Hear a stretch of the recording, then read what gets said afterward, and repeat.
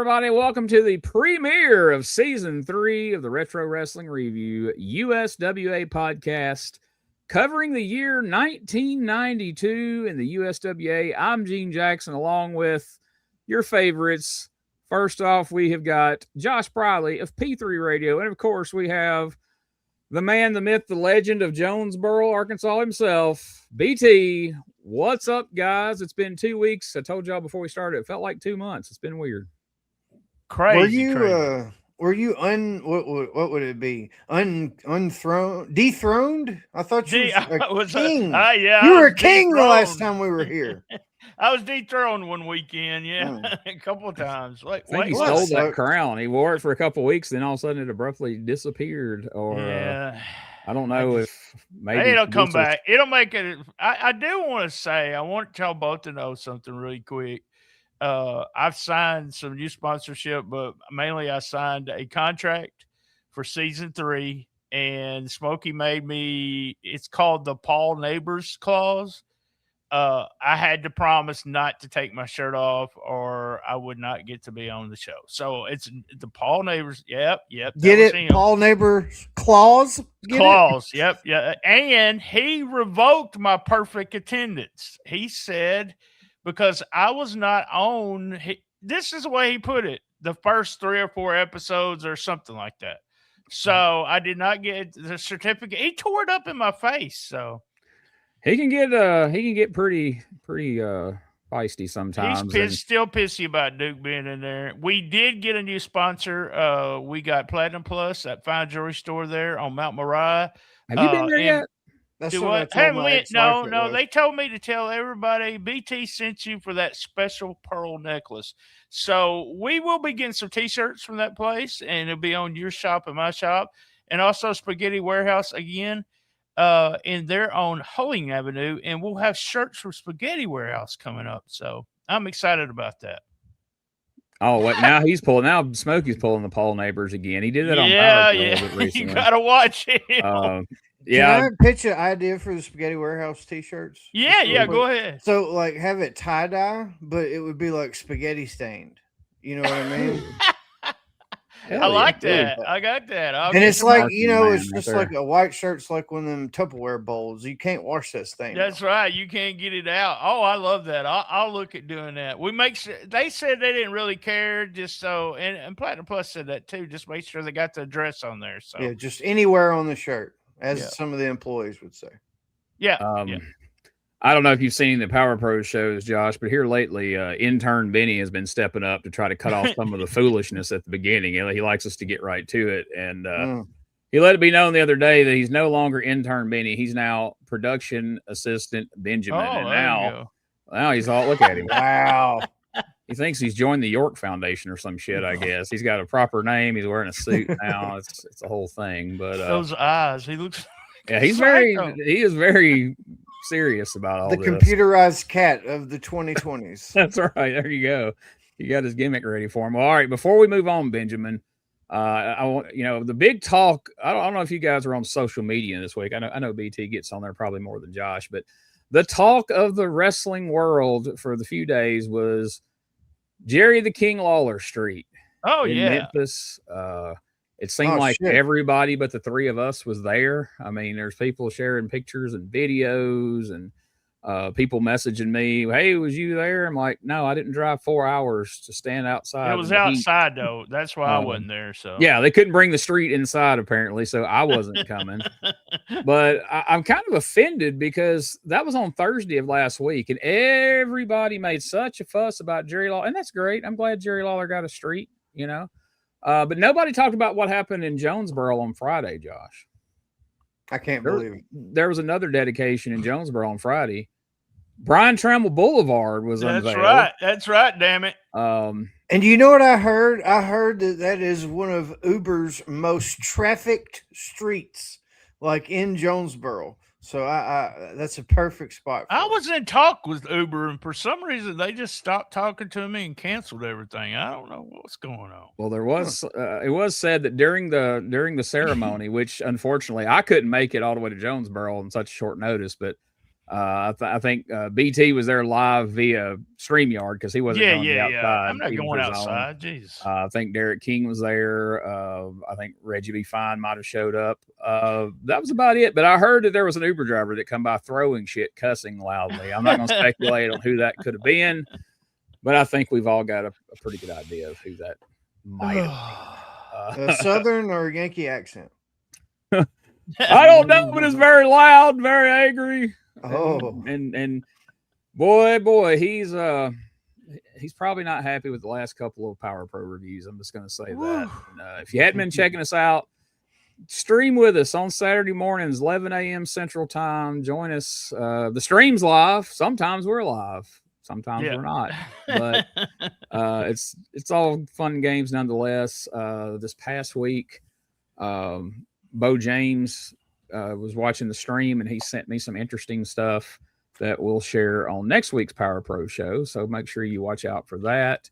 And stick around to the end of this show for the plugs, because this is a big week for the Retro Wrestling Archive. We've got some cool stuff dropping this week, but we won't break with tradition. We won't do it here at the beginning. We'll hope you stick around to the end. But in the spirit of you sticking around to the end, we're going to go ahead and get started and head to January 4th, 1992. And boy, this show starts out hot, as they say, because as the show is beginning, your boy, or y'all's boy, I guess I should say, both of you are pretty big fans, the Bartman is in the ring with the Shadow, and we are off and running with action as the show starts.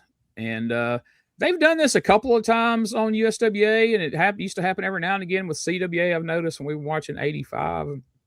What do you guys think about that when we just come into the show and there's already action in the ring?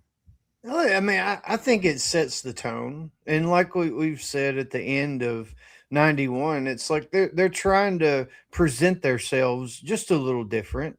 It's a different show today than it was a couple months ago. But I like just getting right to it. And man, the Bartman must have took Doug Masters' tag team money or something, because he had full yellow hair. I was so pleased. Like, he is a yellow-headed punk now. Yeah, yellow-headed punk. I have no problem with it, but I wonder about the workers, whether when they're saying, hey, we need you on a TV match, but we're only going to show you for a few seconds. And the thought also is, if someone is running late, they won't even know he was on the TV show. Yeah. Did y'all guys know Steve Kern would never make it. Yeah, Steve Kern wouldn't be about that shit at all. It was supposed to be Jeff Jarrett against the Shadow. Did y'all notice that? Mm-hmm. Yeah.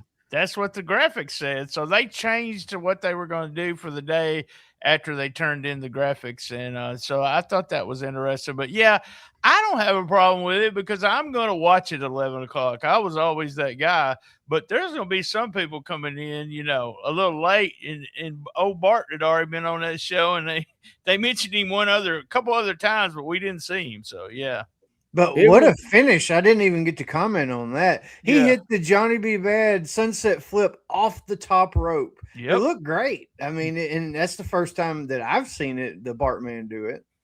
I'm glad you called it that, because that was as I was watching it to no one, because I was watching it by myself. So, oh shit, that was a Johnny B. Bad sunset flip off the top rope. Yeah, got him. Mm-hmm. Dave even made it a point to mention during the match that Sawyer had won his strap match against Doug Masters the previous weekend, because they had it on Saturday. Shadow, it actually was a strap match. Corey got real confused. He called that one an Indian strap match, but it was a strap on a pole match. Yeah. And then he said that he acted like that Masters left and Bart was going to be there by himself. Is what Corey said. And I don't know. Corey was confused about what was going on. He can't keep up with all that in there. Loser leaves red-assed. How the hell do you have an Indian strap match? Ain't no Indians in the match, Dave. I mean, got a yellow-headed guy and a blonde-headed guy. So after we get the win from Sawyer with that impressive Johnny B. Bad sunset flip, Dave and Corey let us know we're going to see the new kids are scheduled to team up again, which was surprising to hear based on what we've seen thus far, but we'll see how that goes. They're going to be taking on Doug Masters and Tony Falk. Now, there's a tag team right there. I think that probably tells Doug Masters where he's going to be now that he's no longer with the Bartman. Now, here's a tag team match that's pretty fun. We're actually going to watch this match. We're actually going to watch along this match here. Jeff Jarrett and Robert Fuller taking on the Dream Team, if there ever was one. Jeff Gaylord and the Sandman. I still regret that I wasn't able to be here the week of that whole three-way promo debacle with Lawler, Sandman, and Jeff Gaylord. That was a classic. The Moondogs and Richard Lee is going to be here, and the Candyman and the Birdman are going to team up, and that should be fun.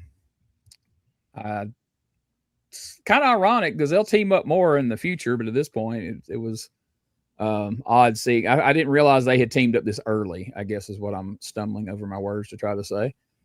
So, this is going to be an interesting show. We've promoted the match with the new kids, and Brian comes out and lets us know that he's not at all happy about that. So let's hear Brian's promo. Then we're going to see how the tag team match turned out, and then we'll talk about all of it on the other side. Tony, I see back together. Got a match here against Matt. No, Dave. I got something to say again. I'm not wrestling in this match today. I'm not going to do it. Because I came out here last week and I told Eddie Marlin, I did not want to be partners with Tony Williams anymore. And then I come here today and they got me scheduled to wrestle as the new kids with Tony, and I'm not going to do it. I'm not going to do it. Well, I mean, Tony, it's nothing against you personally. I mean, I like you a lot. But when we get in the ring together, you lay down. You lay down. I try hard as I can. I get in the gym and I train every single day. Brian, wait just a minute, son. Let me tell you something. I know that you want to win every match you're in. That's right. But you are starting out on the wrong foot. Whether you know it or not, or whether you believe it or not, Brian, I like you. You've got a lot of potential. But nobody, young or old, is going to come out here and tell me how to operate my business. And that's exactly what you're trying to do. You want to pick your opponents, pick your partner. Now, everybody in the wrestling business would like to come out here in your shoes, pick Jerry Lawler, pick Robert Fuller, pick Jeff Jarrett as their partner. They could skyrocket right up to the top with no problem. But when you start at the bottom, you've got to work hard and work your way up. Now, what I suggest you do is get in the ring and try and win the match. You're acting like a spoiled kid. And if you're going to be in this business, you can't act like that. You've got to work and work hard. You've got to work for what you get. I do work, Eddie. That's right, and I'm saying, I'm giving you credit for that. You work hard, you can tell by your body. You go to the gym and you work out. But you got to get your head straight, Brian. You can't pick your opponents. You can't pick your partners. You got to get in there. Like I say, you cannot run this business. I don't care whether you're a beginner or whether you've been in the business for 50 years. You cannot run this business. I'm running this business. I book you in the matches. You get in there and do your best and try to win. Now, you've got a choice. You can either get in there and wrestle and try to win, or you can hit that door, and if you hit that door, it's going to be a loss on your record. Now, it's up to you, Brian. I've done all I can do. All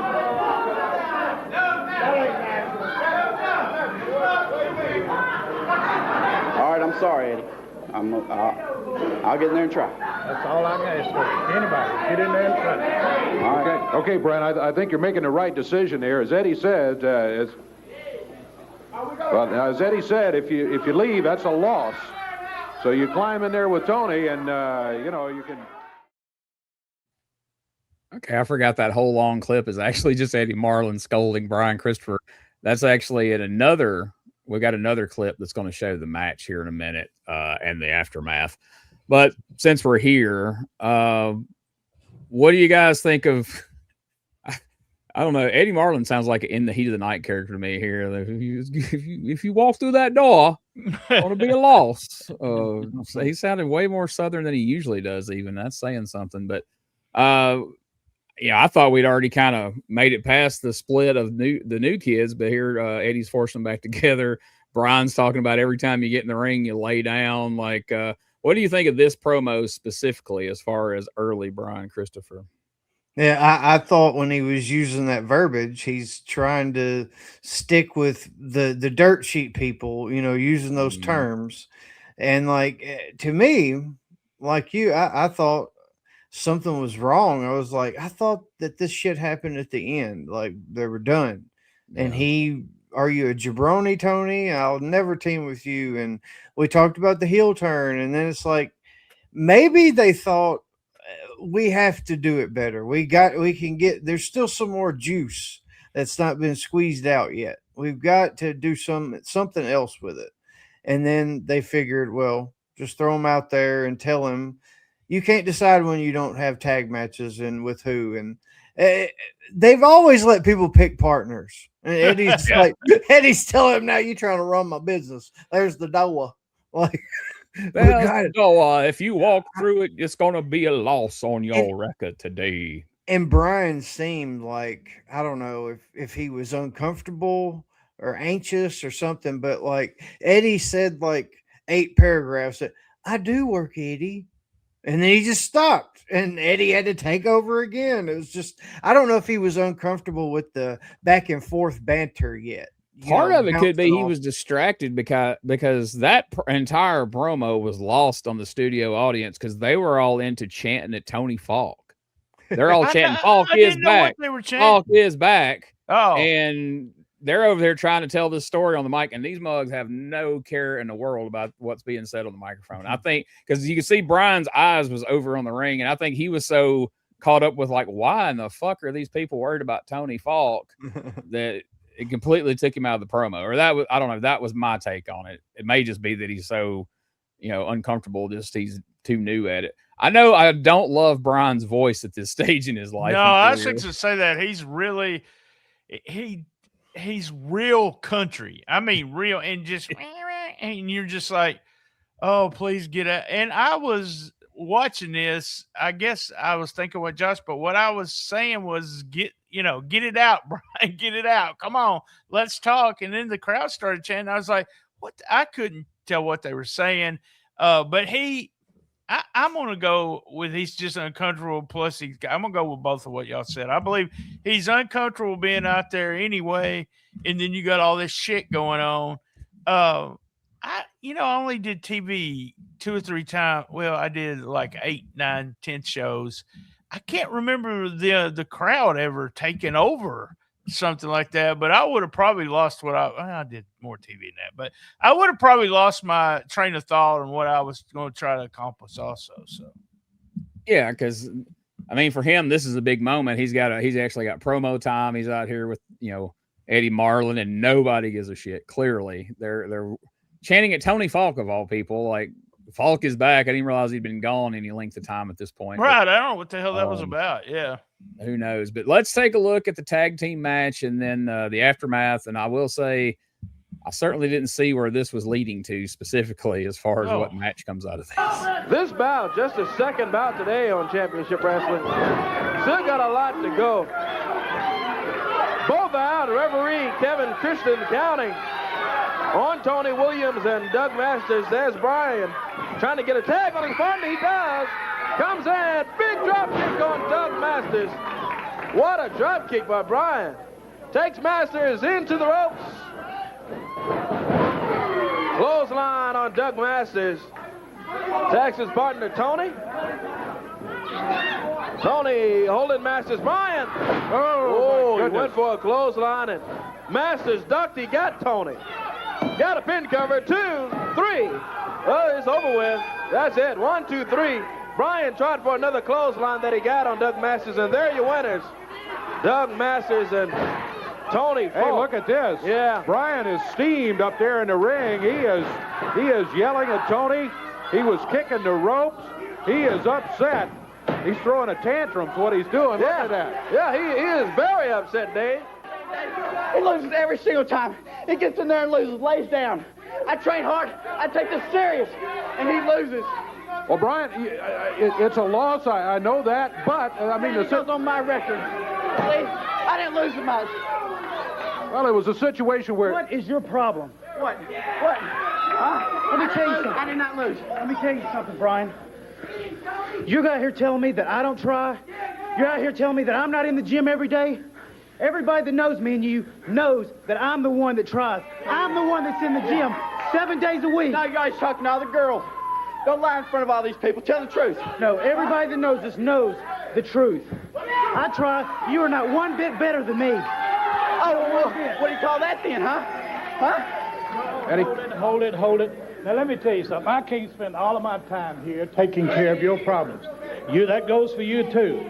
Now, you're out here acting like a couple of children, a couple of kids, a couple of kindergarten. You realize that? You realize that you're acting like little bitty kids. This is a man's profession, and if you're going to be in it, you're going to have to conduct yourself like a man. Now, you're young. I realize that. You may not think it, but at one time I was young. But I was fortunate. In school, I had a principal that was smart. He was real smart. We always, in the hallways, we had this yakety-yak. I'm tough. You're not tough. You're not tough. I'm tough. Always having an argument. One day I was in the hallway. I was arguing. I thought I was a big, tough dude. The guy I was arguing with thought he was a big, tough dude. He grabbed us with a collar, said, come on. He carried us to the gym. You know what he did? He put a set of boxing gloves on us and said, here, fight it out. I don't want to hear no more of your mouth. Fight it out. And no falls, no rounds, just the best man is standing. Now, that's exactly what I'm going to do to you two guys. Add it to the card. You're going to get it in there. You're going to put on your boxing gloves. It'll be no falls. It'll be no rounds, no count out. You continue till one man's a loser. Now, both of you get out here and get to the dressing room. I've heard enough of you today. I heard enough. Boy, New Kids was a proper name. Like this look when they're out there together, this looks like a junior high student picking on a middle school student. Poor Tony Williams looks every bit of 8 years old with that haircut he got right now and how young his face looks. He looks like the most jack kid at elementary school right here. What a weird, we're ready to kick off a feud with these two, and we're going to throw them. I mean, this is their first big singles feud. We're going to go right into a boxing match with no rounds, no falls. They're just going to go here and slug it out with boxing gloves on. Before you guys comment on that, I do want to say one thing. The end of that match is one of those wrestling logic things that just bothers me. Okay. So where they go wrong is Tony Williams is holding Doug Masters. Brian hits the ropes, hits a flying clothesline. Masters gets out of the way and he levels Tony Williams. Flying clothesline. Well, even if he held on to Doug Masters, what the fuck did you think was going to happen? You were still going to take both of them out. Tony Williams is going down if somebody's flying towards him with the clothesline. Whether Doug Masters is in between them or not is immaterial. In that situation, if you're doing that spot for the finish, which is everybody can see coming 100 miles away, at least do a punch. A flying clothesline. How was that going to go well no matter what happened? That just bugs the shit out of me, but maybe I'm just too picky. What do you guys think? No, that was my immediate thought when I seen it. I was like, like you, what the fuck you think was going to happen? Somebody's going to hit their ass, especially Tony if he's behind him. But yeah, I mean, I'm just seeing like a Saved by the Bell type show where Eddie Marlin's the principal and he's got all these, or it's like that setting or whatever, a bunch of younger wrestlers, and he's having to deal with it. Grab him by the collar, grab him. He killed me with that, the collar. But like, that's probably a shoot with Eddie Marlin. Like that probably happened. Oh, like, for sure. Yeah. When but yeah, I liked it. I mean, for what it was, it's a better ending than the way it ended first. Yeah. If, you know what I mean? So I like that they're going to run that shit back and throw a gimmick match on them. I mean, like that's going to create this different interest because they've got like some, I'm going to kick your ass hatred now. I like it. I like the way it's going. I mean, like you said, it probably what came from Eddie Marlin. He probably had it happen when he was in school exactly the way he told it. What I liked the most about all this was Brian's tantrum at the end. I thought he was so good at that. I always loved that when someone, a heel, it's not really. It just throws a tantrum. The heel could be mad about losing, but this was like a kid. I didn't think about the Saved by the Bell thing, but when y'all started doing it, I could hear the music in the back. That cheesy music they'd play with during the scene, and then when Brian said something, they would turn to the screen. Is what they should have done. Somebody needs to make that video now. I'm too lazy to do all that editing, but there's a video. There's some content waiting for somebody right there. Oh man. Yeah, that analogy. Eddie Marlin's going to be country ass Mr. Belding from now on. Is who I'm going to see when he. I feel like that tantrum, Brian. When I was watching that, I felt like at some point in real life, Brian was having one of those hissy fits, and Jerry or somebody goes, "Use that when you turn heel. Do that in the ring because they're going to hate the hell out of you. Because I want to slap the shit out of you right now, and fans will too. So just hang on to that." And he went to it because that felt so genuine. when he was doing it. I can't remember who told me this. I think I know who did, but I'm not going to say anything without asking him. But he went to the gym with Brian, and Brian was supposed to be spotting him or helping him or something. And he looks across the gym and he said, "Brian's over there flirting with 2 or 3 girls trying to get their number." And when he started talking about that memory popped up. I was like, "Oh, it's the opposite." Yeah, they're actually this is shoot. So maybe that whole angle with the boxing was from him, and then that was from Brian running around in the gym. So, well, Jerry Jarrett's motto. Yeah. All right, so now we've got a boxing match set up for Monday night. Then we roll into a recap package of the Moondogs versus Jarrett and Robert Fuller. I didn't clip this, but boy, there's some rough stuff in here from some of these matches they've been having. Do you hear Dave call it a beer opener? Yeah. Change the terminology now. Now it's a beer opener. Yeah, somebody messaged me in like long detail of what that it's a can opener and it's blah blah blah. Okay, right. I think we figured it out on the show. I think people are watching the show back and they pause it to send these messages, and if they'd watched like 5 minutes ahead, they realize that hey, somebody Googled it. We BT looked it up. And I'm not trying to dissuade anybody from doing that. Please message us anytime you want. But then we get the rundown of the card for Monday night, which we'll talk about a little bit later on, as we always do. Then we see more footage of a more recent encounter between Jarrett and Fuller taking on the Moondogs. Then we see a interview from Jarrett and Fuller, and boy, they're fired up. They're getting ready to go to the ring, which we're about to watch here in just a moment. We'll catch like just a very, very tail end. I don't even know if we'll even hear any of the promo. I think I cut most of it out because it was a good promo, but come on, we saw enough fired up, especially Robert Fuller. He turns a completely different color. Like he like his body turns this bright red. He's almost glowing. He had your favorite robe on, though. I have stated on this show, if they ever make an action figure, I don't buy action figures, but put that robe on him, I'll get one, Jeff. Come on now. I might send him an email and say, make it. Yep. And Jeff runs through some of the teams they've beaten over the past year, which he likes to do pretty frequently. We've come to realize. But right now, let's take a look at this match. I got it pulled up here. Big tag team matches coming up. He's wearing his shirt, by the way. Now, a couple of big guys the homemade Levy. Like, I assumed the one week, I'm like, he must have promised he would do it and just had to throw that together last minute. But no, he's rocking it again. Levy Auto Parts, folks. And there's that robe. Look at that beautiful robe, y'all.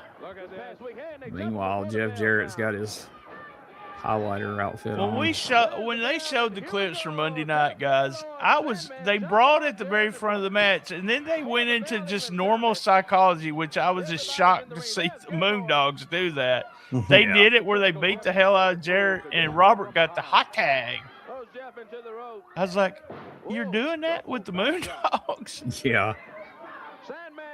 It's weird. That was before they were plumb wild, though. That's it. They did a double down and everything, and I was like, "What?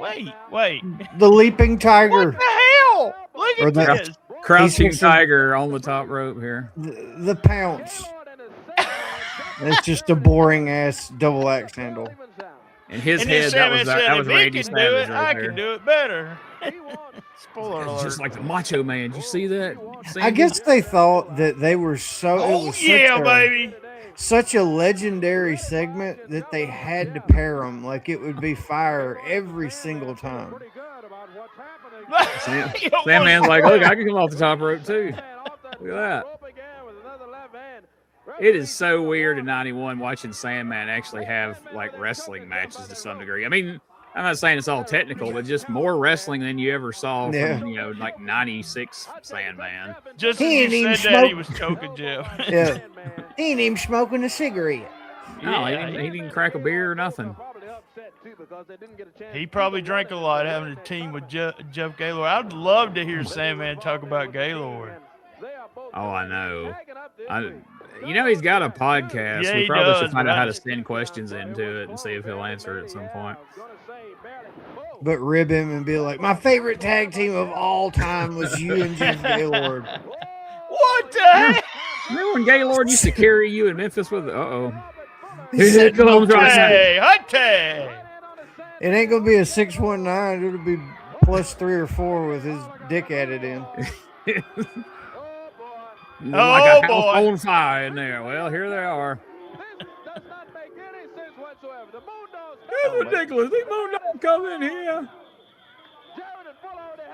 Hey, Josh, we did get ambulance a lot last God, Pro. yeah. Oh, That was great. the highlight. Yeah, the ambulance. Somebody did call it ambulance. They had an ambulance match. Ambulance. Jerry Lawler got hauled away in the back of an ambulance and then come driving back up in it like Stone Cold Steve Austin in 1998. It was Oh, that was horrible. So Gaylord and Sandman's like, fuck a bunch of this. They rolled out. Now we've got a... Well, Whoa. I was hoping he'd nail Kevin Christian too. Oh, yeah. That chair now. Fuller.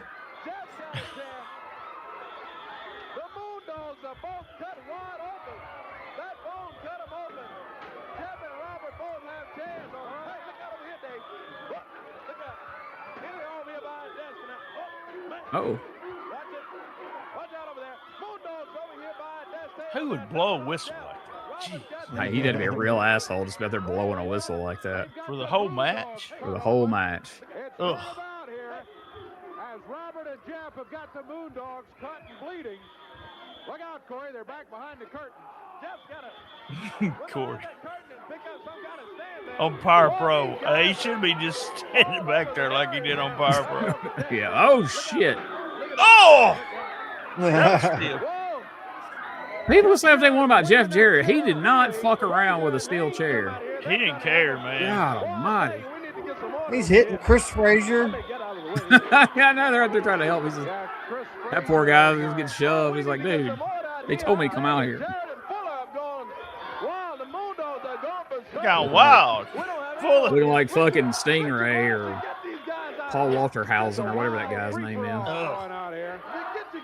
Great actor, but damn. Oh, this a Get Buck chant breaks out during a Moondogs brawl. That's right. Get Buck, It looks baby. like Larry the King Lawler in there. Yeah, it was Larry. Yep, you're right. He looks so awkward. He just like barely taps him like, hey, guys, I don't really know what I'm supposed to be doing right now. They just told me to go, go, go, go, go. So I went and don't hit me. Oh, God, don't hit me, Moondog.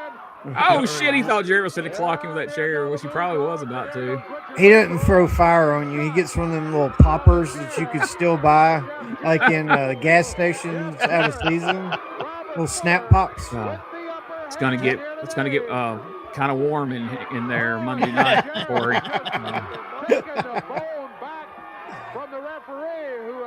The crowd, man, is crazy about that. And he's got it at head. Here's Robert. You see this blood running down my arms? You see the blood on my body? Well, it ain't my blood. It's Moondog blood. I'm going to tell you something, boy. I thought he was going to do the oath. You see the difference right there in that ring? Jeff said it earlier. That bone makes a whole lot of difference. And now You ain't seen a bone, That's what he boy. told the rat. I'll show you a bone. Boys, you're going to get just what you deserve. We're going to fight fire with fire. We're going to hit you with your own. You don't want to compare With bones this with the Jeff Tennessee Jarrett, Stud, with Moondog. everything we got. We're coming at you, Daddy. You know, some 9 months ago, me and Robert teamed up, and we didn't always see eye to eye. But now, you can bank on it. We're the best tag team the USWA has ever seen. And you want this chair right here, Jeff Jarrett? Well, Moondog, you'll get it come next time. And boys, I've felt this bone plenty of times, and you've heard it said, Lord. look what the cat dragged in. Well, look what Jeff and Robert yeah. You won't dragged say in that when this you're time, standing in boys. front of Robert But you Fuller. two, I know. upside your head. Those boys seem to really like a good fight. You're in the right place to get it, Moondog. Back in a moment. All right, folks, we have officially got our first soundbite of 1992. And boys, I've felt this bone plenty of times.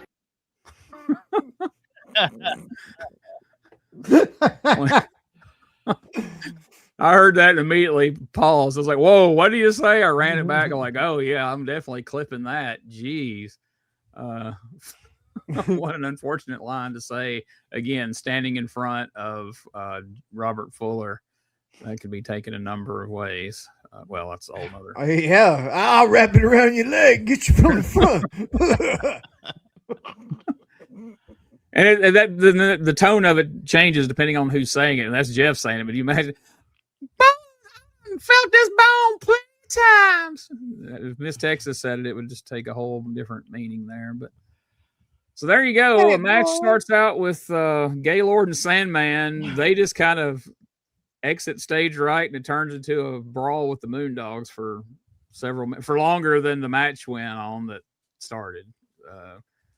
But get ready, because that is a preview. What we just saw is a preview of 1992 USWA. Sometimes it's going to be Fuller, sometimes it's going to be Lawler, but it's going to be a lot of Jeff Jarrett swinging chairs, and God bless swinging chair. So right before we started the show, I was going through the clips. I had a clip of the squash match the Moondogs had, and there's an error; it won't play, and I hate that because I know we're going to get tired of it in a few weeks, like we did in '93. But maybe it's just because we haven't been seeing it all through '91. But holy shit, man, them chair shots they were giving those job guys was just hurting my feelings, dude. Like, just freaking brutal. I mean, even for Memphis Moondog matches, it felt just ridiculously brutal. Ridiculous. It was Chris Frazier was one of them, and the other guy was that he called Larry Lawler or whatever. Was Keith Haynes, and my bully in school was Kevin Haynes, so I hated Keith Haynes because that was probably Kevin's big brother. So you were enjoying. I was pissed going in, and I figured, all the hate that Josh has for Chris Frazier, man, they deserved it. Yeah, So I was glad he was getting that. I'm glad he got chair shots from Jeff Jarrett and from the Moondogs. He just got his ass whooped plumb all over that fucking studio. And I mean, I don't know if it was he drank more coffee this morning, but his ass whipping that he was taking looked a lot better than what it usually did, which is a good step forward for Chris Frazier. Because it was more real than it usually was. I don't know. Billy Joe didn't even let off. He didn't have to sell. That shit was happening.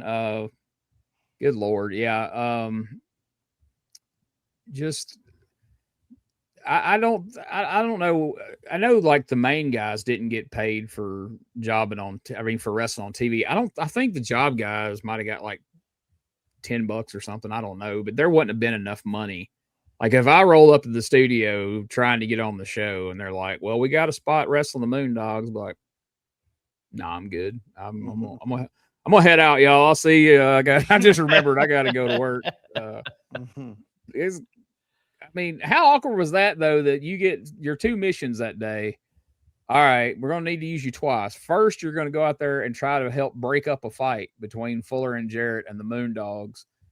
And then after that, you're going to go out and actually have a match with the Moondogs. And like, No, Mm-hmm. no, that's of course Chris Frazier. Come on, I mean he's going to do whatever. He don't know any better. He's bless his heart. If anybody can get me in touch with Chris Frazier, I want to interview that dude and see what's what his recollection of all this is, if he has any at all. I don't know. They probably whooped it out of him back then. I've never talked to the guy. Like I've been on a handful of shows with him. I didn't hear him say much. I think there's a reason for that. Was he wearing a mask and he tried to kayfabe everybody? The first show that I ever did with him, he got out of his car wearing a mask. Yes. He came in the building wearing the mask. He sat in the dressing room wearing the mask. He left the building, got in his car, still wearing said mask. And somebody like in the dressing room was like, Chris, you're in the dressing room, dude. Take the fucking mask off. And he just like looked at the floor like, dang. Yeah. I don't know, but because I wasn't even sure that's who it was, because I'd never seen, I remembered him from jobbing on TV, but when I heard somebody say Chris, I go, Chris Frazier. I go, what the fuck's he got a mask on? He's like, that's why I told him to take it off. I don't know. Like he's with the boys, but it was when I was doing my newsletter, and I believe it was Dyersburg, Ripley, something like that. And he stood back there with that mask on, and someone said, "Are you going to take that off?" And he pointed at me. He's kayfabing the dirt. Kayfabing me because I was back there, with the newsletter, and he didn't want, or the website. He didn't want me to say who that was. And so I said, "Who is it?" And the guy said, "Oh, that's Chris Frazier." And then I said, "Well, I'll make sure I put that on the website." And I just kept talking to somebody else. So he still kept it on too, right? Yeah, he did. This was a red, like a weird red color mask. It looks so odd with somebody. I mean, was he trying to protect a gimmick that he thought was more over he thought he was kayfabing, I guess. I don't know, man. Somebody taught him at some point, when you wear a hood, keep your hood on, and he thought that meant in the dress. Hey, let me tell you something, boy. If you're the Red Hornet, you're going to be the Red Hornet when you at the gas station, when you at home with your wife, everything. You ain't never not the Red Hornet. Mil Mascaras takes his mask off. Even he does, right? I saw Mil Mascaras without his mask on, That's and didn't see Chris Frazier without his mask on. So there you go. Who's the king of kayfabe now, folks? It's fucking Frazier. That's who. There's a shirt right there. The king of kayfabe. King of kayfabe. Yeah, we might have to do good. Let me make a note of that.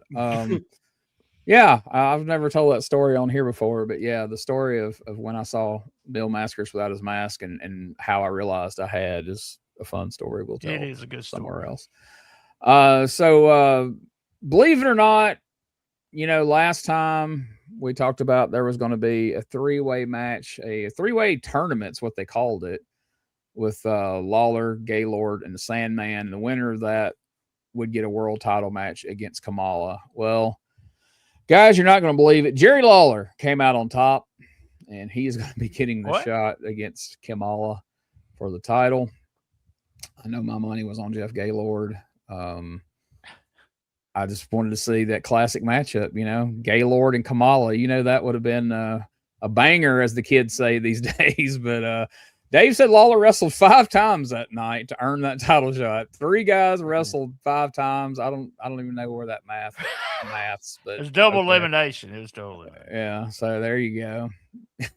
I would have not gone, like, if I understood that whole concept and realized that I potentially was going to see Jeff Gaylord wrestle 3 times in one night. I'm like, no. Sandman lost both of his matches. Yeah, he got in and out. Back. Yeah.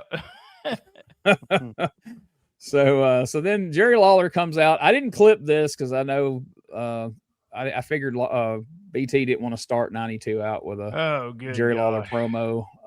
Especially with that sweater he was wearing. I was going to say, but best believe I did get us a shot. Son of a bitch. What are we doing, Jerry? Holy shit. We ain't wearing a damn shirt up under. It's what we're not doing. That's the problem. Awful. He's rocking a gold chain, no shirt, horrible, hairy chest. It almost rivals Dutch Mantel's chest hair. Like, how the fuck is he? He accidentally dropped the Rogaine on my chest. Yeah, that's like he grew it out specifically for the like.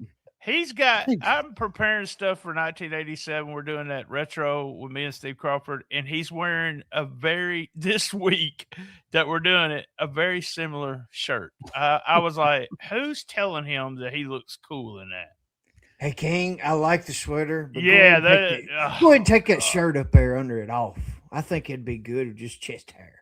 I think people want to see that chest hair, Jerry. That's going to bring the ladies in and a few of the guys too, if you know what I mean. Burt Prentice would be going wild if he was here this week. Oh my God. But that was, we've talked about it before that Lawler would cut the neck out of his freaking t-shirts. Not that deep of a V there. I mean, that's almost down to his freaking navel. That is so uncalled for. A shirt. It looks like something Aunt Lawler would wear or something, and she'd put a blouse. She'd put a blouse underneath, so he didn't put his blouse on. Kathy the Queen Lawler. If Charlie Murphy was here, he'd say, where you got that sweater, and it damn sure wasn't the men's department. He would be right. If it kept going down a little bit more, that hair would get a whole lot bushier. Thank God my crazy pill alarm went off after seeing that bullshit. I thought that was some kind of heart monitor it set off or something there. I need to get a siren sound, siren, and be the keep an eye on him, Josh. We might have to call the ambulance in here. Ambulance. So he comes out and we talk about the fact that this title match he has against Kamala on Monday has a no return policy. I hope that sweater didn't have a no return policy because they need to fucking take it back. But we'll quit dwelling on that. But anyway, now in most, conventional wisdom would say, all right, Jerry Lawler has a shot at the unified title on Monday night. If he loses, he can't get a rematch. Well, that's a given. Lawler's going to have to win. We'll see what BT has for us a little bit later on in the show. But there you go. And that's kind of the gist. It's just he just takes a really long way around the bend to. It took forever. Story. It was so convoluted. I was like, what? Yeah. And one of the recaps I read somewhere said that this is one of Lawler's stronger, more serious promos. I thought it was very good. He's not joking as much as he normally did here, and he treats the title as part of his identity. He makes it clear that he may have to fight dirtier than usual to beat Kamala. It's like, fuck off, dude. What are you more serious than you? Well, yeah, I mean, he didn't, make any dad jokes like he did for some of those Gaylord promos, but still, like one of his better promos. Like, come on. When they showed the top 10, Corey was real confused. He called Lawler the champ, I think. Then he said Bart won, so he went up, but actually Bart went down, even though Bart had won. So he went from 7 to 9. Well, look at who he beat. Well, maybe that's it. He beat Masters. Yeah. I think Corey was running on no sleep or something here. Yeah, he was very confused through a lot of this, unfortunately. No return policy. Let's talk about it here real quick since it don't matter where we stick this in. They do at one point talk about the top 10. Yeah, he went. Jeff Jarrett, who has been in nothing but tag team matches with Robert Fuller, has now moved up to number 4. So, yeah. And Sandman, who didn't lose the match, at least he did drop a couple of notches there. Yeah. But, we're fixing to hear. I don't know if you played that promo, but we're fixing to hear who's going to go for the world title. Yep, we're going to talk about that in just a moment. We get this is where our Moondog squash match would be if we had it. Just a lot of brutal chair shots.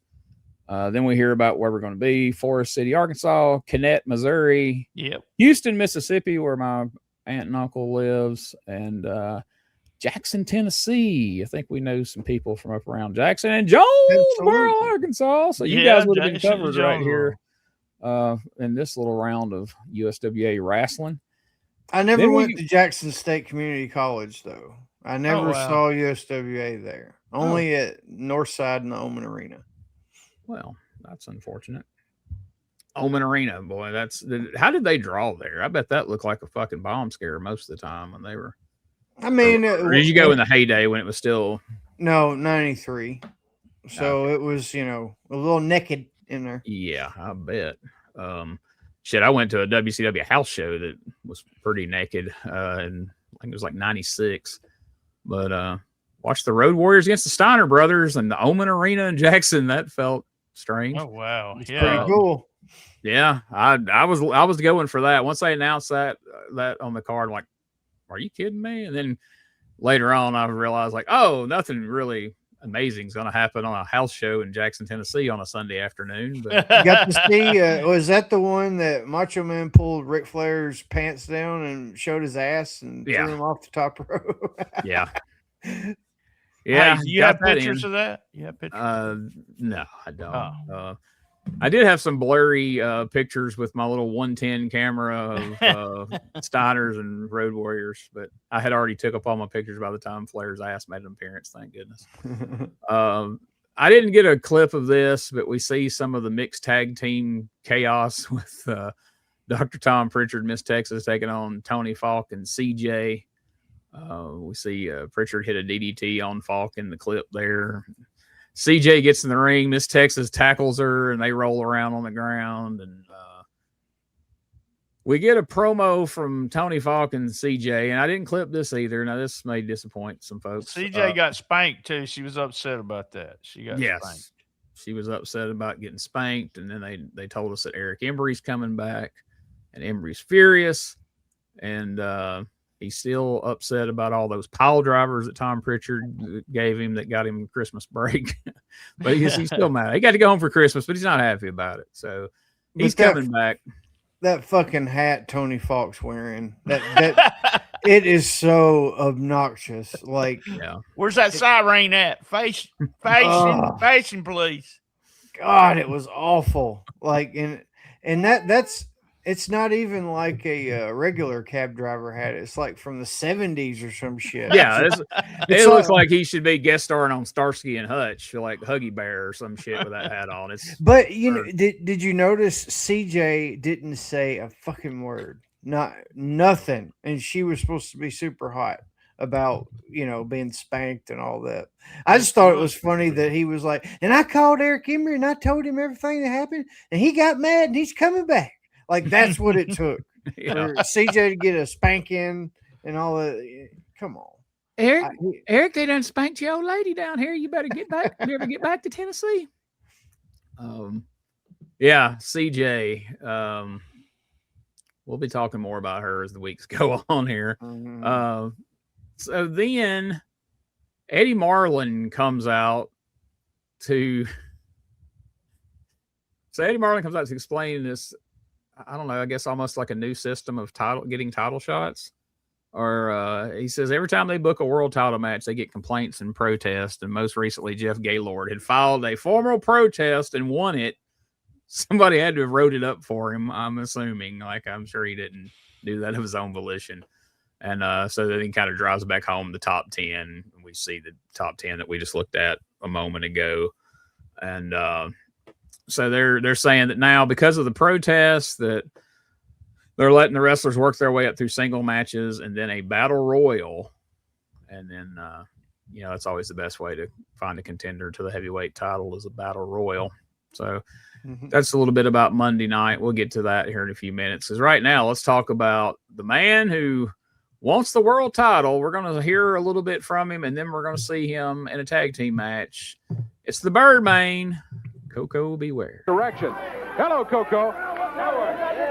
Oh, yeah! You see, I feel all right, Dave Brown. You see, I'm moving closer and closer to the world belt. You see, Dave Brown, I understand. You see, they're going to have 3 single matches. That's right. And you see, and the winner and the 3 guys that win, it goes down into a little battle royal. You see, the Birdman, he don't take no prisoners, Dave Brown, because I can't let those guys stop me now. And I'm going to tell you one thing, dudes, you better be ready, because the Birdman ain't taking no prisoners. And I'm telling you one thing, I've been all over the world. Oh, yeah. And I come back here, brother. I come back here to accomplish one thing, Dave Brown. Hallelujah. One thing, and that is to get the unified belt around my waist. And I will move on, and I will groove on. So I'm going to tell you, if Kamala got the world belt, I'm going to beat Kamala. If Jerry Lawler got the world belt, I'm going to beat Jerry Lawler. It makes me no different because I feel all right. I feel good, good, good. And I feel good. Oh, yes, I do. I got to do my thing, Dave. All you got to do, just stand back, brother. We are just about set here, I believe, as soon as we get a signal from the referee. Referee said ring the bell, and we're ready. Birdman, Candyman, teaming up against the Shadow and the Scorpion. Coco throws. Whoa, big backflip. Whoa, what a drop kick. Oh, man. Did he drop kick the Shadow right off that apron? What a great move by the Birdman. I tell you, always exciting to watch him.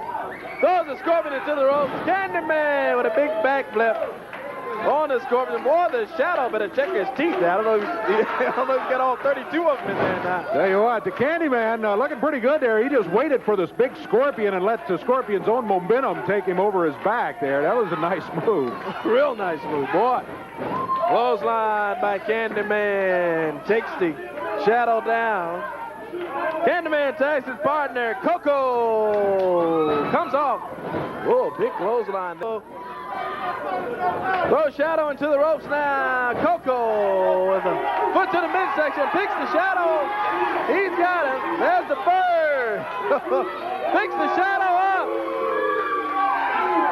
Oh, dropped him down straight on his head. I tell you, the Scorpion is familiar with that move. 2, 3, That's it. 1, 2, 3. The Birdman gets the victory here. He and the Candyman are going to walk out of here with the fall to their credit.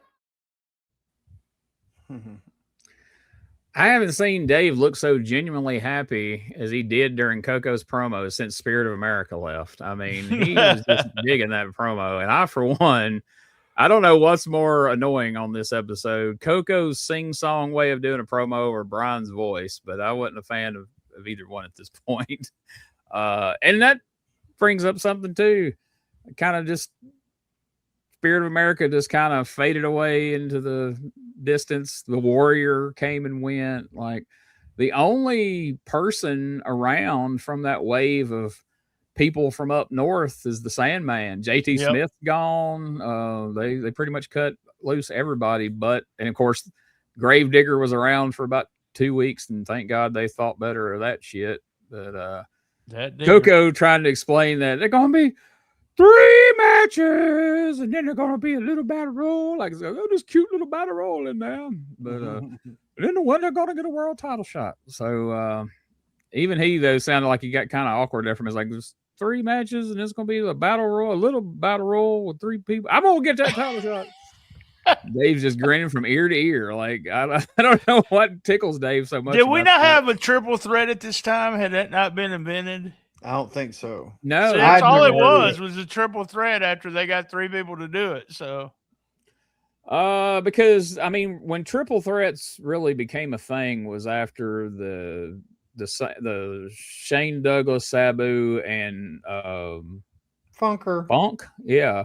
That's 94, I believe. Yeah. So we never done that. So that's funny because it's really weird the way they tried to tell us about that.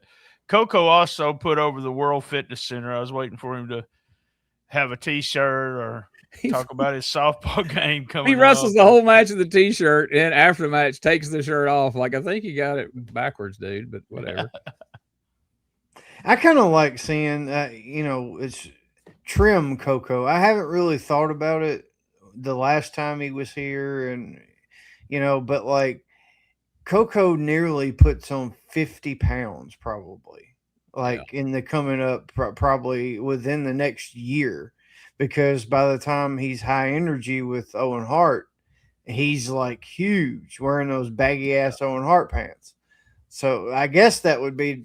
Maybe he got self-esteem issues afterwards. I don't know. I mean, but yeah, lean, trim, fit Coco looks great. But standing there, I know he's an ass whipper. Like, I wouldn't want to fuck with him. But it's almost like he had to put on that weight to even because looking at him saying that he's going to whip Kamala's ass, it's kind of like, I don't know, dude. You know, and Lawler's not very much bigger, but still, Coco's just a little shorter. Not, you know, he needed that weight to get past, at least in my mind, the stigma of being a smaller guy. You know what I mean?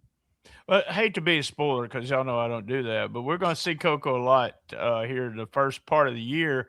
And I also have the results where I'm assuming it was the tryout. They did a couple of house shows as High Energy. Then he came back to Memphis. So it's really fun. What he was doing this year is kind of interesting. It reminded me of some of that stuff we had with Dundee was missing, and he never did. He finally did show up. So I don't know if it was because of the checkerboard shit or what, but I fucking hated that High Energy outfit on both of those guys. Like, it didn't do any favors for Coco or Owen. Absolutely fucking hated that whole outfit, those stupid jackets they wore. Like, it was just all terrible. And when Anvil had it, because, you know, New Foundation wore the same kind of shit. Right, Yeah. right. Just Sabu, it worked for. Those guys, not so much. But he felt all right. Oh, my God. That interview couldn't end soon enough, but I had to include it just because of how happy it made Dave Brown, apparently. He just was grinning like I don't know what through the whole thing. And, man, y'all know better than anybody, I love me some Reggie B. Fine. He is the most awkward baby face in everything he does in the ring as a baby face is absolutely awkward. The clothesline, the body slam, the backdrop, it's all just awkward as fuck. It's like he was never taught how to wrestle properly. He just read it. He read it in a book. Like, he didn't even have pictures. He just read it, how to do it, and he's trying it. Yeah, because you start to realize, like, oh, I've never seen this dude wrestle as a heel.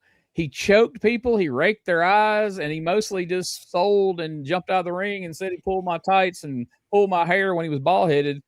And you never really seen him do any wrestling moves up to now as a heel. That's why you're like, well, I don't remember him wrestling this awkward. Like, well, wait a minute, I don't remember him ever doing a freaking move. Like, maybe that's it. But anyway, I can't imagine Candyman's going to be long for this world. But we'll see how long he sticks around, because I honestly don't remember at this point if it was he was out there giving candy to the kids at the Jerry Lawler thing. So, this past Thursday? I'm kidding. By the way, I was going to say I wouldn't doubt that, but it might not have been all candy, man. Him and Hot Tamale Man was together. Burn them up. So then we close out the show by going through a big recap with Dave and Corey, or as Eddie Marlin sometimes would call him later on, Curry. Curry. I didn't think he knew how to say Corey because he kept calling him Curry in 93, but we'll find a couple of instances here in 92 where he will call him Corey. I don't know if you guys seen the clip I put on the Facebook page the other day that I came across when I was messing with some stuff, but this is going to be way later in 92, so I don't think it's really going to spoil anything. We'll kind of forget it by the time we're there. There's a fun little TV angle where Leslie Ballinger is preparing for a boxing match with Miss Texas and comes out there, boxing gloves on with Burt Prentice, and while Burt Prentice is cutting a promo, she starts throwing jabs and shit at Corey. Corey gets all fucking mad, finally gets enough, grabs her. He's like, oh, and of course he makes him like an asshole because he says, now you do that one more time, you ain't gonna do that to me again. Something's gonna happen. And she does it again, and he just grabs her like we're fixing to see some freaking domestic. We're gonna see a domestic assault right here on TV, but he ends up quitting the promotion. I had enough. I told you when them Moondogs put their hands on me, Eddie. I don't need this. I don't need this. I quit. And then Miss Texas is out there, and she's like, Corey, what kind of man is you to just quit your job because somebody put their hands on you? You ought to try to get revenge and be my manager. And he ends up being like special referee or something. But it's so poorly executed, but it's funny to see Corey, like, because it looks like he is fixing to knock this chick out right there on TV. And Bert's like, we don't hit a woman, honey. Don't do that, Corey. It's a funny ass segment. It's on our Facebook page. If you haven't seen it, check it out. And it'll come up around November of this year. So it'll still feel new to you, I promise. So that's it for this week's show. So let's take a quick commercial break, and when we come back, we will run down the card, and BT will tell us how this all turned out at the Mid-South Coliseum.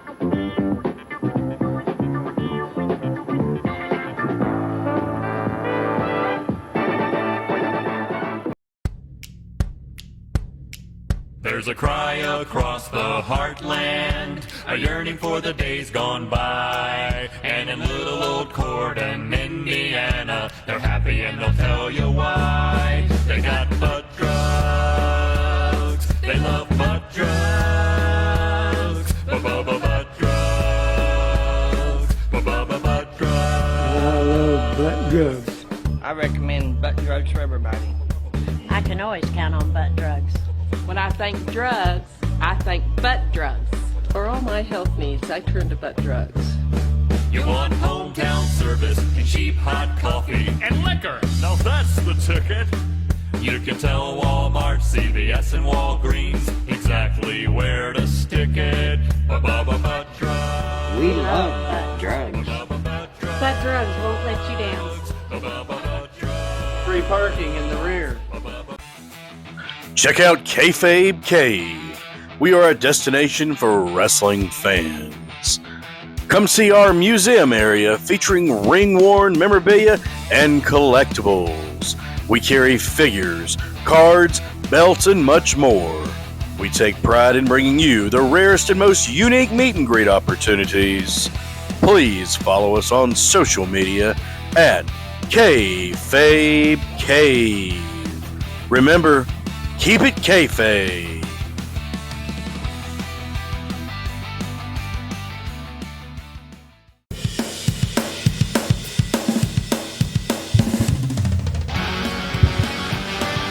Tired of the same boring wrestling podcast? Need something with attitude, chaos, and maybe just a little cussing? That's STSpod.club, and we got it all covered. We've got wrestling weirdness with WTF News Desk, 5-minute time limit, and the Southern fried brain of me, BT, steering the whole ship. We also have rolling into Memphis every week about the current Memphis wrestling. Interviews, hot takes, and wrestling outrageousness so wild it might get you banned in 12 states.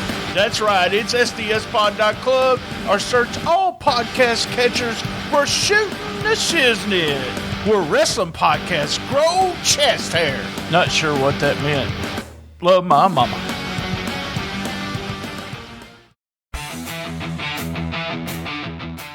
Hey everybody, I'm Gene Jackson, and I want to introduce you to the Retro Wrestling Archive Podcast Network and the great pro wrestling nostalgia podcast we bring, including the Retro Wrestling Review Series covering the USWA, Memphis Power Pro Wrestling, Continental Championship Wrestling, and we've just added World Class Championship Wrestling, and now ECW. Plus great interview shows like Beyond Wrestling with Rob Hell, where the stories go beyond the ring. Then there's Dangerous Conversations with the legendary Dangerous Doug Gilbert and Tommy Wildfire Rich. Plus, don't miss special live streams like Live from the Archive and Arc of an Angle. And the Retro Wrestling Archive Network is growing. We're proud to feature the affiliate shows like STS Pod, The Hang, Classic Pro Wrestling Talk, Get Your Bell Rung, and even more great shows are coming soon. That's not all. Join the Retro Wrestling Archive Patreon for exclusive bonus content, early podcast releases, special extras, and access to a Google Drive that is absolutely busting at the seams with territory wrestling history, including our legendary Memphis Mega Folder. Podcast, interviews, watch-alongs, live streams, YouTube, Patreon, territory wrestling history. It's all waiting for you at RetroWrestlingArchive.club, where we're preserving pro wrestling history daily. Don't just remember it, relive it.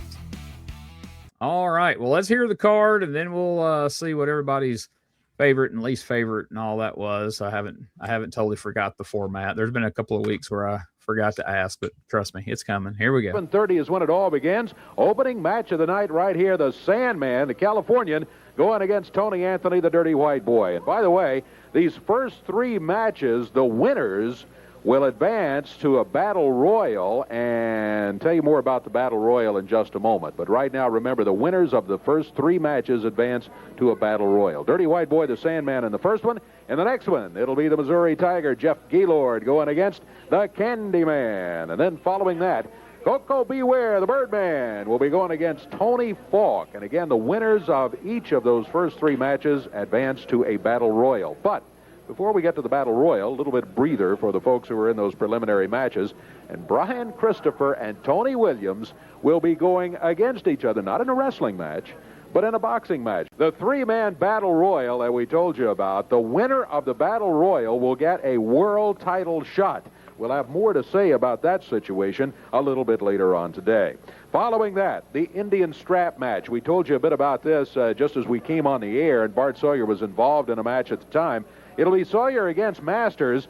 Masters has been bringing that belt into the ring area and trying to use it on Sawyer. Well, Sawyer got a hold of it, but then Masters headed back for the dressing area and got away from Sawyer. Well, Sawyer says, is there any way we can do this so that he can't get away? And the promotion said, well, how about an Indian strap match? Both men have agreed to it. That means that they will be tied together. That Indian strap is about 6-7 feet long. So that's strap too, yeah. That's about as far away as they can get from each other. Oh, yeah. And, so that should make for interesting situation, as Masters will be going against Sawyer in that one. Then it's going to be a mixed tag match. Eric Embry, that's right. Yeah, Embry's back. Eric Embry and CJ going against Tom Pritchard, Dr. Tom, and Ms. Texas. So Embry back in with CJ against Pritchard and Ms. Texas. And remember now, this is not a situation with Mixed CJ tag, and Ms. yeah. Texas in the corner as valets. They're going to be involved in the action there, too. Wild match has the makings for that one right there. World Tag Team titles on the line after that. Robert Fuller and Jeff Jarrett, finest world champions we have had in the history of the USWA. They will be going against the big Moondogs. The Moondogs, you see them gnawing on that bone right there, which is figured into the match more times than one. The world titles hang in the balance. Then, a world unified title match. Kamala will be going against Jerry Lawler, and Lawler will have this shot at Kamala, but, and we'll try to check with the King on this a little bit later on. My understanding is that there will not be a return for this match right Lawler here. wrestled 5 times in the tournament. You know, we had last Saturday night at the Coliseum. Came out the winner, and he'll be challenging Kamala, trying to get the unified world title back around his waist. All right, there we go. That's going to be the card. So, folks, it's time to ask those questions. What was your least favorite part of today's show? It's got to be the Lawler promo. I mean, I don't know what guy you was reading from that reviewed it and gave it this super review, but like I legit almost went to sleep. Like I was tired while I was watching some of this, and I almost went to sleep during the Lawler promo. And then the damn chest hair and the gold chain and looking like a fucking woman's thing, you know, a sweater. It really pissed me off. I don't know why the fuck he thought that. I don't know if he's trying to be the androgynous king or I don't know, but it was just getting a lot of anger out of me. I agree 100% with Josh. That promo was so convoluted, and the Fashion Police came out on me too. I hated that. It seemed like it took forever for him to get out what his message. So, yeah, I struggled to come up with something besides that, but no, if there was any like one thing that if I was going to tell somebody to watch this show to just completely skip, it would be that, and they wouldn't miss anything other than just that god awful sweater he was wearing. Yeah, he's just, I don't know, to the end of 91, and here's how we're starting out 92. It just feels like his heart's not in it. Like he's just phoning this shit in and week out. So he's literally phoning his shit that he wears in too. He's just, I'll grab something out of Kay's closet. Like, what the fuck? I think he's wearing shit on a dare. Like, you won't wear that out there. Watch this shit. This is my show. I'm the king. I'm the king of this shit. I'll wear whatever. A tutu out here if I want to, and these folks will still buy a ticket to see me. All right. Well, the inverse of that. What was your most favorite part of this week's show? the new kids and Eddie Marlin. I mean, like it's probably more like under the lens of like the Jeff Gaylord and Sandman stuff of why I liked it because it's not going to win any Oscars or anything. And if you're like a wrestling purist, you're going to see right through this.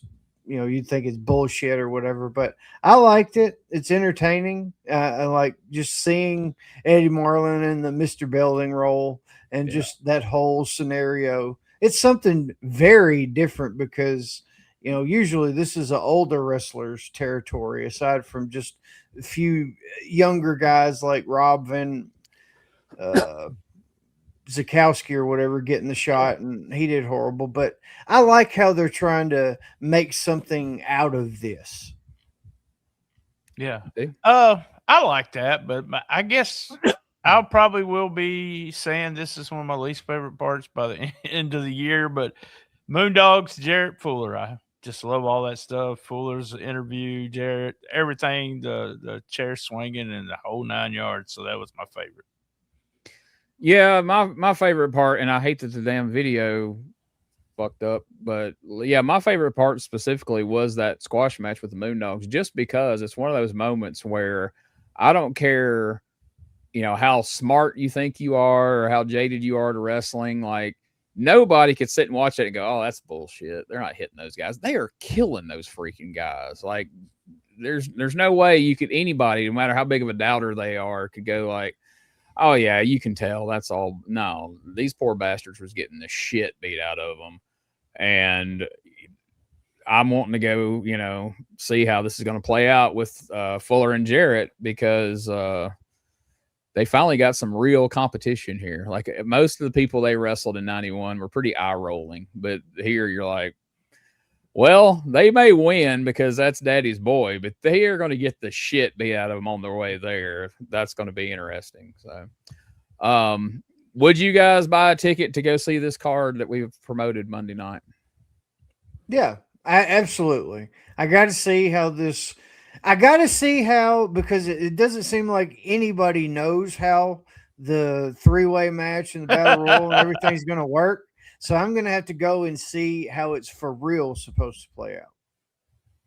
Yeah, I'm going. I'm fired up about Moondogs against Jarrett and Fuller, and I'm fired up about Kamala and Lawler. I was always a fan of Kamala, so I would go down there. And Brian Christopher against Tony Williams in a boxing match. What direction are they going with that? So it'll be interesting to see. Yeah, I would, for all those same reasons, I would be there too.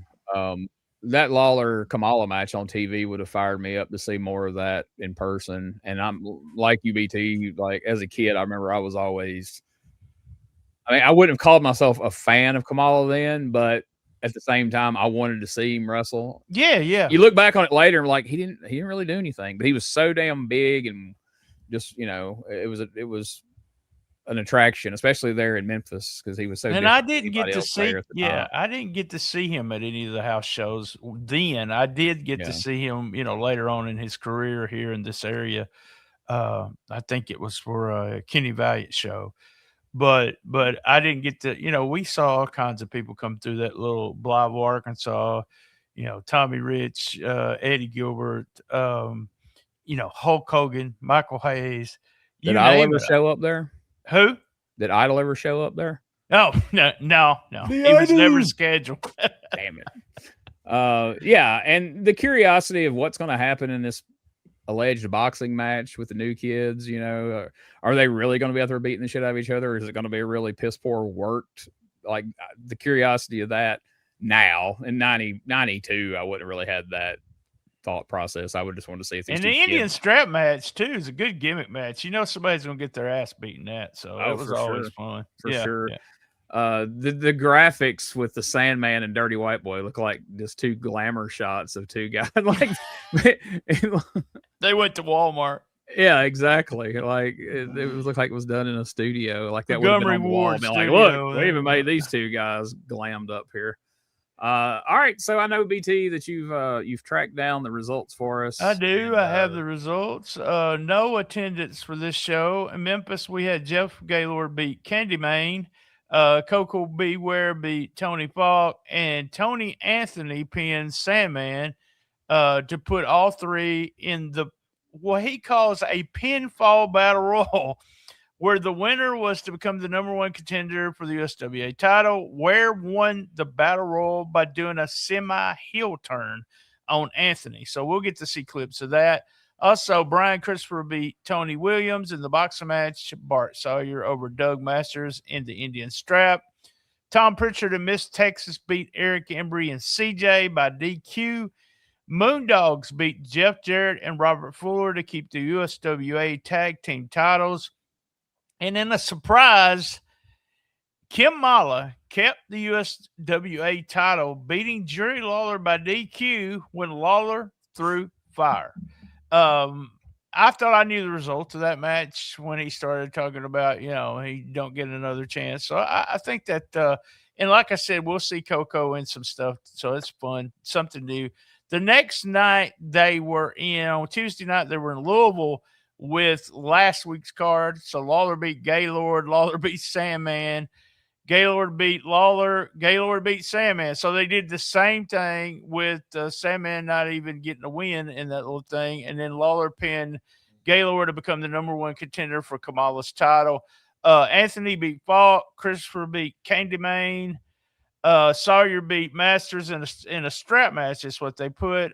Pritchard and Texas beat Embry and CJ by DQ, and the Moondogs beat Jarrett and Fuller. They were in Evansville on Wednesday night. I don't have results, but they had a $1,500 house, which doesn't sound like a lot, but when ticket prices are average about $4, they had over 300 people, 350 probably, in the building. And he also noted that the USWA lease with the building in Evansville runs out in about a month. And there seems to be a good chance that they won't return. So there's some stuff going on there. And I think it's covered on Cassette Wrestling News because, Jeff was right there in the middle of all that. So right. It's 1992, some of the later episodes that we'll put out. Or you can go to Gene's Patreon, my Patreon, listen to them all. It talks about what's going on in Evansville. 1,500, that's pretty good for. So that would have been for the same card in Louisville. So they wanted to see the tournament, I guess. Yeah. And Lawler being there, Lawler was probably there. So Lawler didn't hit every Evansville card, except when he wanted to talk about me. So. Yeah, before I went and found the results, is I always go ahead and usually get the results and just have them as a backup in case something happens and you don't get them, or your signal drops out halfway through the show or something weird happens. I pretty well figured how that played out because I remember what the feud of the year ends up being for 1992. Yeah, and I also remember that Eddie Gilbert will spend some time as unified champion this year. So I thought, I bet I know what's going to happen. All right, well, it's that time in the show where we talk about what's happening on the different shows we all have. So right now, let's talk about this week in stspod.club world. We got a lot of stuff going on. We did the G1 tournament. Is a 10th annual. It's crazy I'm saying that. Top 10 performers of the G1. We also, I want to put over a couple of flashback episodes. They're always on my feed, but I put them on Flashback Friday. One with Josh and one with Bo James. And Bo James on that talks about the smart sheets and Jimmy Valiant. He actually gives the same argument about how that the smart crowd didn't understand Jimmy Valiant and what Jimmy Valiant was and everything. And this was in 2005, I think. No, it wasn't that far back. But it was before we had our argument about Jimmy Valiant. He was in 2020, May of 2020. So good interview with Bo James. Good interview with Josh. We got a whole new lineup coming up, and it'll be on stspod.club. The Facebook page, I'm going to announce that later on. You already see it. If you're listening to this on Patreon, you can go on the Facebook page and see it. We did a ride along ringside with the first ever woman. So on Gene's feed and on my feed, And as always, we do Rolling into Mifo on Saturday. We may I've got something to talk about. We're gonna do hot mics, y'all. It's back, and I got something I want to talk about on hot mics. There you it's go. wrestling related. Can you believe that? So holy shit. Yeah. Tune in for that. You ready for P3 Radio? There we All go. right, P3. Not learning our lesson. Just real quick, y'all. Josh and Richard. You can tell Richard I said this, but I saw Missy Hyatt 2 years ago, like this close, like she was at the breakfast buffet. She did not look bad as she looks on those TV shows. It just, you would be shocked. Fantastic body, face doesn't look as bad. Richard let us know, and I'm so happy to know this, that we're in the internet age. I know a lot of people didn't know that. Josh leaves his car and drive and gets out to look at the tailpipe. I laughed so much about that. The day Meemaw kicked out, God, man. she found out someone ran over her fence or something. I laughed, and this is so sad, but I laughed till I cried about Meemaw dying.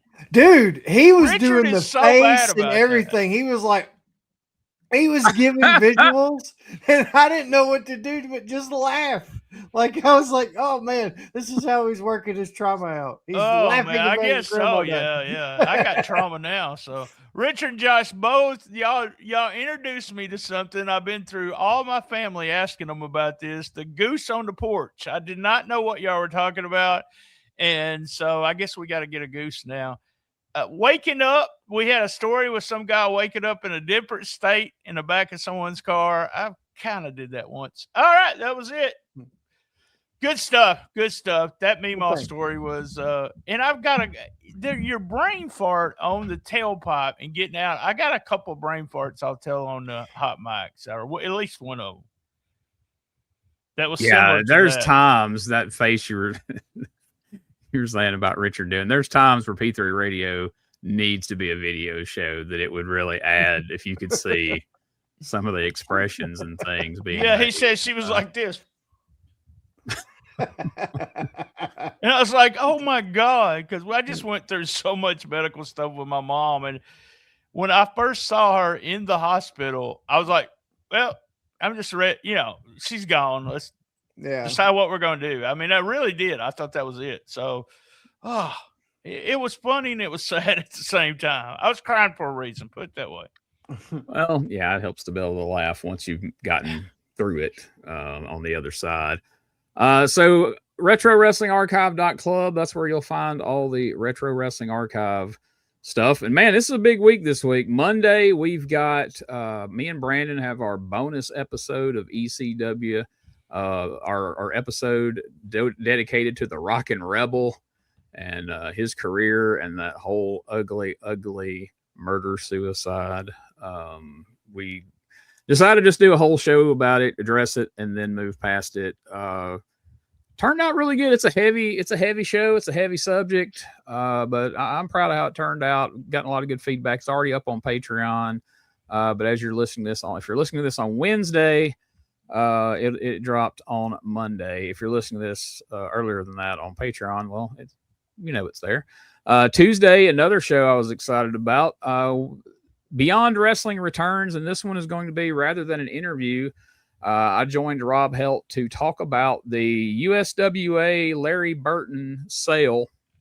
This is actually going to be part one of that.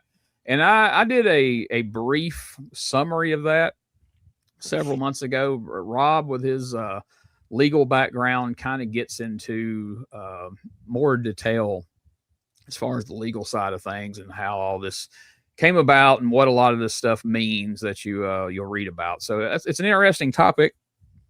Part one drops on Tuesday. We'll be back with part two very soon. Today, as you're listening to this, again, if you're listening to it on Wednesday when it drops in the normal feed, my article about Brother Ernest Angel is out, and it's on Patreon. It has been on Patreon since Sunday. I'm really proud of that one. I talked for about, hour and a half with Brother Ernest Angel on the phone. What an interesting guy. What an interesting story. I'm going to eventually get him on the podcast we've talked about. And if you listen to this Hot Mics, I'm going to go into a little bit about my conversation with Brother Ernest, as well as a conversation that I had for about another hour and a half with Max Payne on Friday about his time hanging out with Brother Ernest. So looking forward to sharing that with everybody. Of course, Saturdays we've got Power Pro streaming on the YouTube channel, on the Facebook. You can check that out. Me and Rob and BT going back watching 98 Power Pro. I knew it was going to get tough, but boy, it got tough earlier than I remembered even. Woo. So check those out. We're having fun with that. Certain people may not be having fun if they're still listening to it, but that's a whole nother thing. Thursday night, if you're listening to this on Wednesday, tomorrow night we're going to have a live stream on Rumble. Watch along. It's going to be a surprise what we're watching, but all the retro crew is welcome to join us. BT, if you're up at 9 p.m. on a Thursday night, you're welcome. Josh, you're always welcome. That's late. Of course, it's me, Scotty, Brandon, Rob. Who knows who else will show up? But check it out. It's gonna be a lot of fun. We're gonna try to do about one of those a month. Just kind of hanging out and watching something fun on Rumble to kind of get people to join and follow us over on Rumble for the live streams, because we enjoy doing those. New Continental episode is out this week. Me and Rob did. We're still going through 1985 Continental. Those are a lot of fun. We're seeing the Nightmares over there wreaking havoc. Still got the masks on. Still feuding with the Riches. So some good matches coming out of that.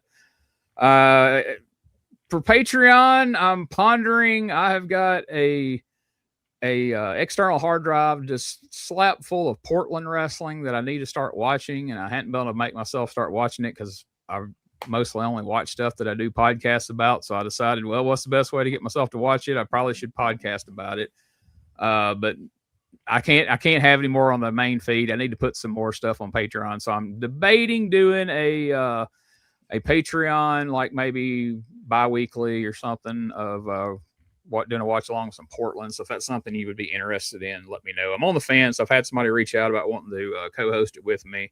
So we may be doing that. We shall see. Also exclusive on Patreon, we've got BT's Ride Along Ringside, as he mentioned, where he will have guests join him to watch wrestling matches. And then the one that is my favorite, the CWA 1987 show that BT is doing with Steve Crawford. They do a tremendous job with that. I always enjoy listening to those guys when they get together and podcast. And also check out EPW Wrestling, epwwrestlingms.com. I think me and Joey are doing some of our best work that we've done on commentary there. I'm real proud of that, and hope some folks will check that out as well. Anything else, guys, before we wrap it up and head over to the Hot Mics? Going once, going what about twice. You, BT? You still love your mama? Brother, I'm good. I love my mama. See you next week.